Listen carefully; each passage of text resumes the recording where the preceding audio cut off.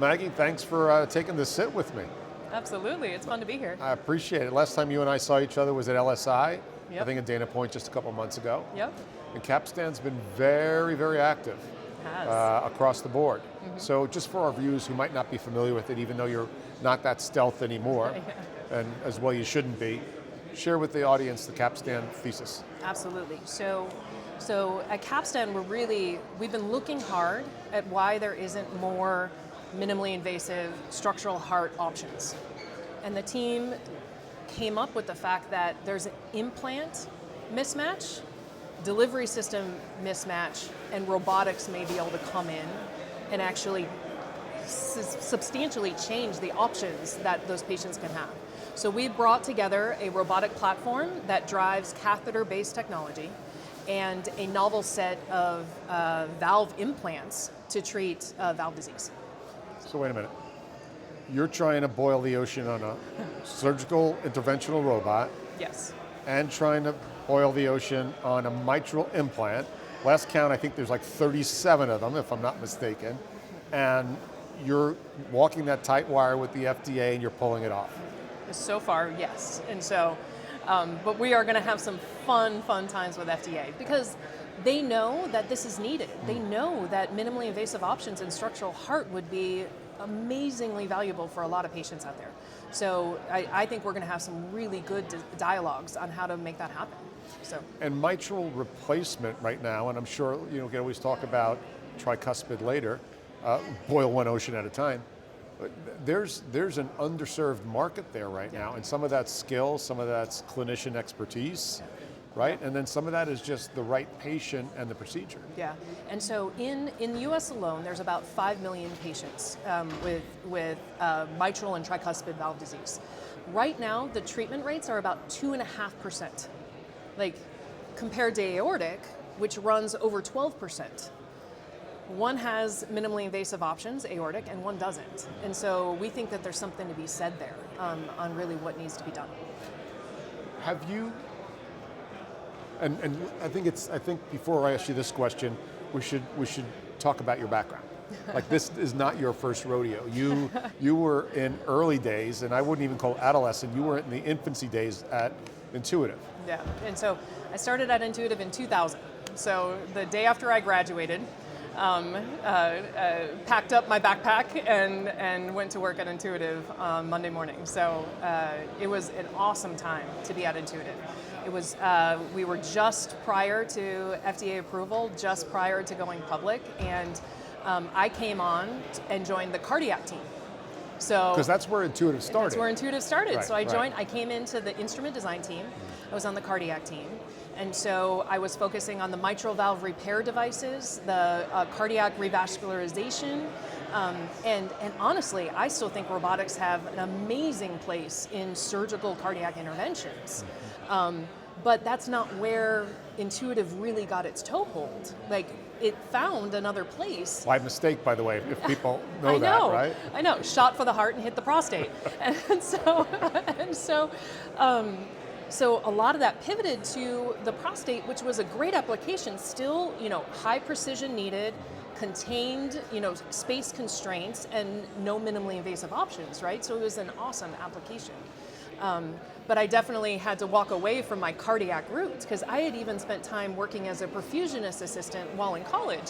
So I had seen a ton of open heart surgeries. I really knew what that patient impact was. So that was really what drew me to Intuitive in the first place. And while that minimally invasive capability went in a lot of different directions, kind of my roots have always been cardiac. So, yeah. And so you kept that. So what was that day, because it wasn't too long ago, that you had to go into Dave and Gary and say, because you're talking about the golden franchise of medtech.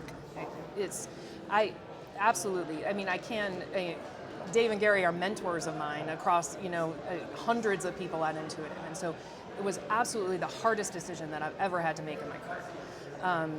But all of a sudden I met a new team and interfaced with a new technology that had some of the underpinnings of what I had seen at Intuitive and had been scaling at Intuitive. And it was just, I couldn't walk away from it.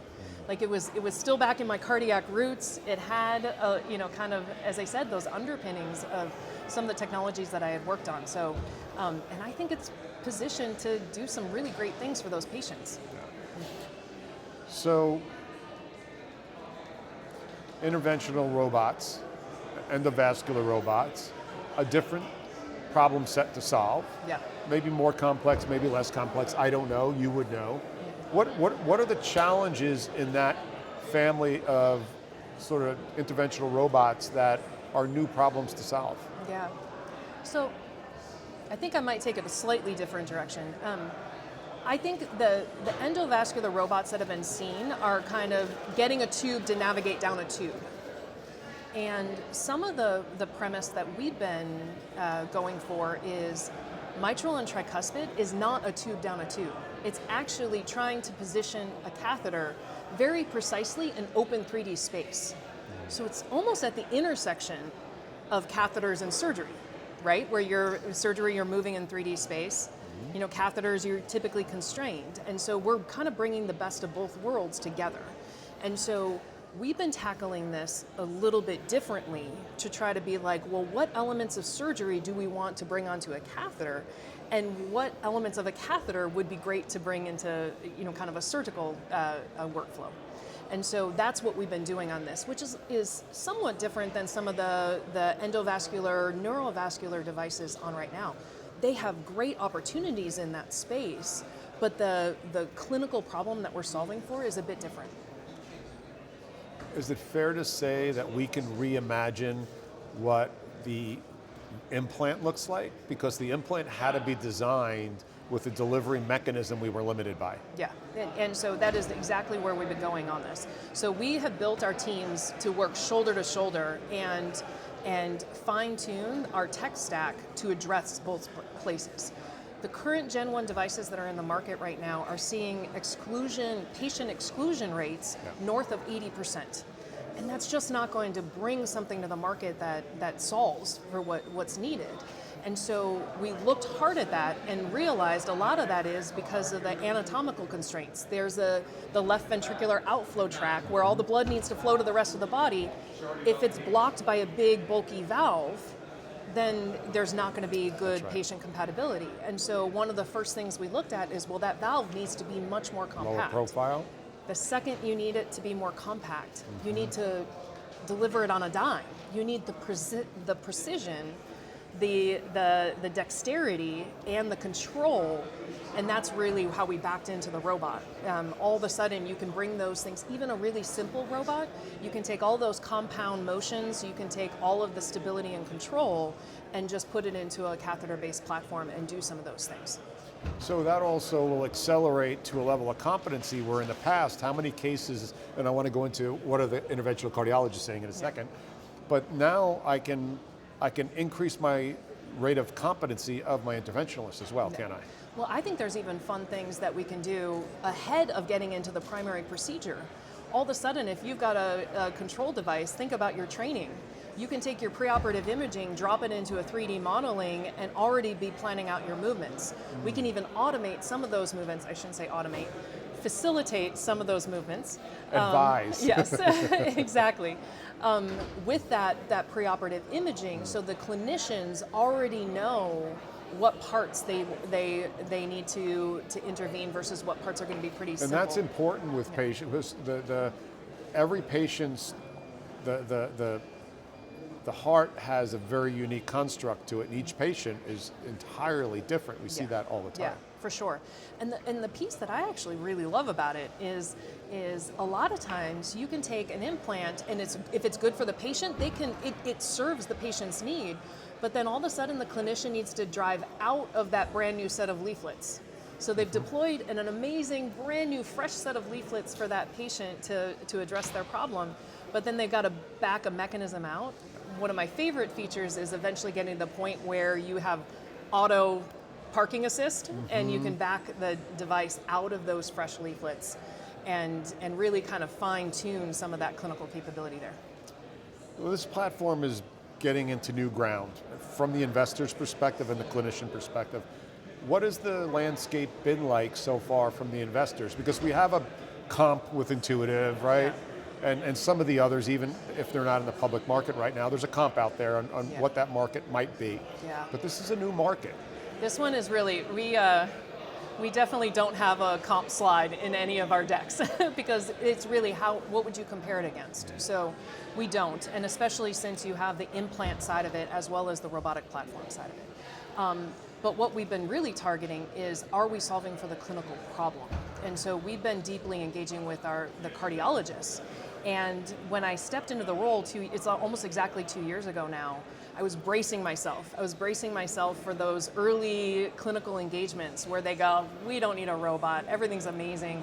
And I couldn't have been more wrong. The response was, it's about time.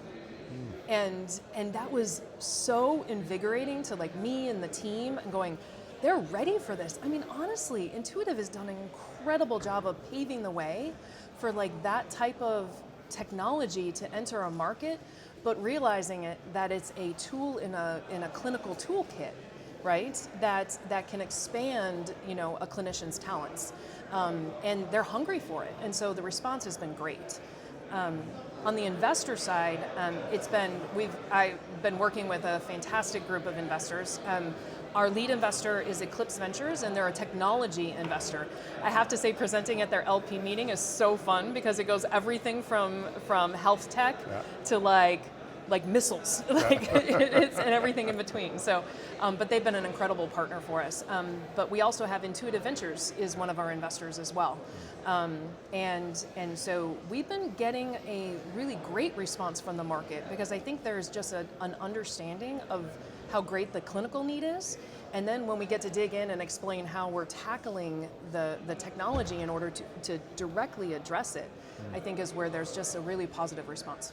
Yeah, and what's nice about that interventional cardiology cohort has a cowboy, cowgirl, high adoption, let's use technology. They love technology. Yeah. They really do. Yeah, for sure. They really do. So what should we be looking at over the next, say, 12, 18 months in regards to the organization? For sure. So we are in the throes of final V&V right now. If anybody's been in the technology space, we are in that last push, right? Yeah. All the way from our implant has already completed all of its preclinical, where the catheter and the robot are in the midst of the V&V. So we are submitting protocols in Q3, and first in human cases are targeted for Q4 right now. Wow. So yeah, we're excited for the implant and the robotic platform. And the robot. Wow. Okay. Yep. So yeah, because you wouldn't be able to do, well, you could do a surgical. It'd be tough to do a surgical. You could, right? but that's not what we're trying to. That's not what we're trying to. Right. That's not the enable. synergistic, compounding effect of both. Yeah. Got it. So. Got it. So the future of robotics. You were with the mothership in early days, and now you're breaking new ground in that endovascular robotic space. Does it seem that robotics is really getting a good toehold now, finally, not as a novelty, but a go-to standard of care? I think when it is deeply anchored in solving for clinical pain points, I think it is embraced wholeheartedly. I think sometimes when it's looking for, it's kind of like really awesome technology that's looking for a home, I think that's where it's challenged a little bit. So I love when I see, and you see this all the time in the market, if it's solving for the clinicians draw it forward. And if the clinicians are drawing it forward, the investors draw it forward, and the companies draw it forward. So I think really finding those champions and doing it early is phenomenally important. And I think, as we wrap this up, as we were chatting, you have to start, it sounds like you created your robotic system, you have to start at the point of application and work backwards versus, hey, I have a robot, what can we throw it at? Yeah. Right? Because start where tissue engagement is, where literally the anatomical anchor is, and then work your way back and design the system towards that, because that makes more sense. And you may not realize, Capstan was founded as a non-robotic company. We had a manual catheter. First test drive I came in was to drive the catheter. And the team was incredible, the implant was incredible, the catheter was incredible. But I wanted 4 hands to drive it. And the second you kind of say, hey, I want 4 hands to drive something, even a simple robot can come in and just streamline those interactions and fully enable something that was already great technology from the distal end of the catheter and the implant. So I jokingly say we backed into a robot. It did not start. It did not start as a robotic platform. So.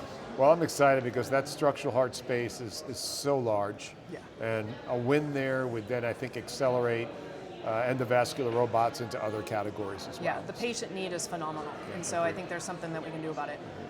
Yeah. Well, what are you going to keep your eyes open for here at SRS over the next couple days? First of all, it's exciting to see how much SRS has evolved. I mean, it's great to see the platforms and the energy around it. I'm looking for those not standard robots right now. I kind of chatting. I'm actually on a panel even later, which is neurovascular applications, even image registration capabilities, like those sorts of things. There's places robotics are expanding into, and they just don't look like the classic soft tissue systems, and that's kind of what I'm keeping an eye on. I'm excited about that because I see what you're doing. That Pablo's doing something on the imaging side over at Shifa Med. So I'm loving to see the experts coming out of robotics that were all kind of out of the original crew of Intuitive, whether it was at SRI or not. And then how can we, that's great, the big complex soft tissue, but let's solve a problem because everybody wants to get their robot onto a patient. Yeah. Because that's what we're here for. We're trying to make interventions better for patients, and so it's exciting. Well, thanks for taking the time joining us. It's awesome. Going to watch the journey. Yeah, thanks, Joe. Bye. I'm Joe Mullings from SRS 2024. Be well.